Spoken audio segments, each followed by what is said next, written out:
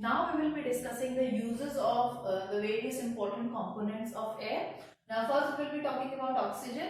Oxygen we all know is very important for the respiration in plants and in animals. Now we take in oxygen, it combines with the food, it oxidizes the food and produces energy. This is how respiration takes place. Then in combustion, then oxygen is also very important for combustion or burning to take place. During combustion, oxygen combines with a substance and produces a large amount of energy along with carbon dioxide and water vapor. Then the third is oxygen dissolved in water supports aquatic life.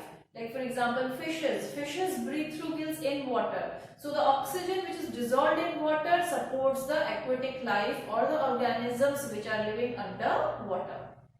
Then coming to the uses of carbon dioxide. Now we all know that photosynthesis cannot take place without carbon dioxide. So carbon dioxide is very important for the photosynthesis which takes place in plants.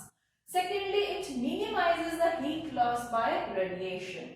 Now, carbon dioxide has a tendency to reflect the light, especially the heat radiations, back on the Earth's surface. Now, we have a layer of carbon dioxide in Earth. So, what happens? The heat that is emitted by Earth is reflected back to Earth.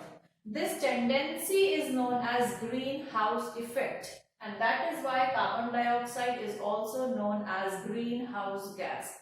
Now because of this, the temperature of the earth is maintained and the earth remains warm. Otherwise, if there is no carbon dioxide in air, what will happen?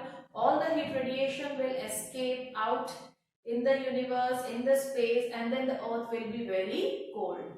So it helps in maintaining the temperature of the earth. Then in fire extinguishers. Now we all know that carbon dioxide do not support combustion. It extinguishes fire.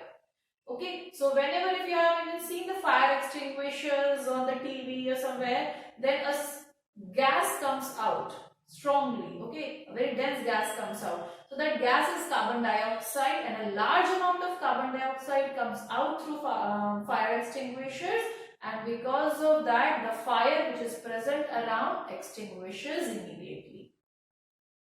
Then the uses of water vapor which is present in air. The water vapor which is present in air is known as humidity. The first factor is it determines the Earth's climatic conditions.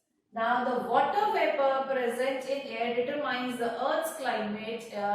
It causes rain to occur. So, and if there is a very low temperature in a certain place of Earth, then it may cause formation of snow or hails or fog or sleet. So, there are various forms of frozen form of water vapor.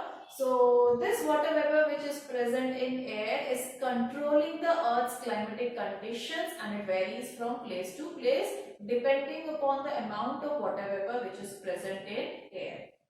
Then it controls the rate of evaporation. Now, amount of humidity controls the rate of evaporation.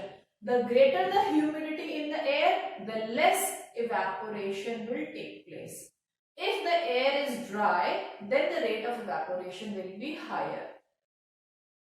Then it is also essential for the growth of plants and good health of human beings. We all know that our bodies are 80% water.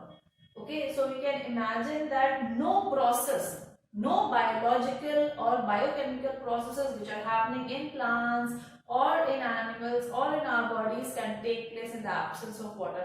So water is very essential, is a part of our body and is very essential for our survival. No biological process, or we can say that the biochemical process which are taking place inside our bodies can happen without water.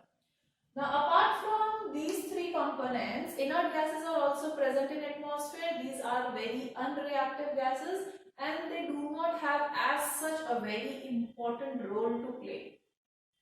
Then next we can say that dust particles are also a part of air. Small amount of dust particles helps in the rainfall, as we can say that the water vapor condenses around these dust particles and form clouds, and later on rainfall occurs.